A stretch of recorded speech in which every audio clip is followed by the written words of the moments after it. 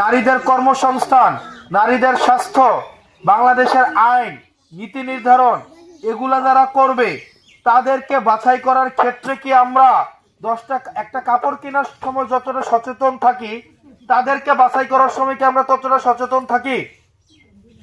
থাকি গো গো খালা কথা কর না, আমরা কি থাকি? এবার দেখেন, একটা কাপড়ের লস হইলে 200 টাকা, 400 টাকা, 1000 টাকা, যেটা 1 বছর পরে এটা ফুসাদ যাবো না? কিন্তু একটা লোক যদি 5 বছরে আপনার ভুল নির্বাচিত হয়, এটা একটা জাতিকে দীর্ঘদিন এটার খেসারত দিতে হয়। আলু কেনার সময় যেমন 10টা আলু বাচ্চা দোকানদার পাল্লার যেটা তোলে, এটার প্রয়োজনে নামায় নিজের পছন্দ আবার একটা পাল্লার দেন।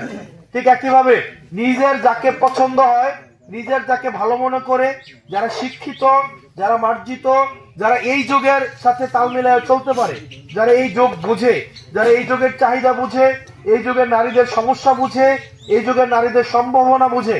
খালা আপনাদের কাছে গত 20 বছর আগে নারীদের শিক্ষা, স্বাস্থ্য, কর্মসংস্থান গত 30 বছর আগে যেটা ছিল বর্তমানে কি এটা আছে? তো তার মানে এই যুগ যদি না বুঝে, এই যুগের সাথে যদি না তাল মিলিয়ে চলতে পারে,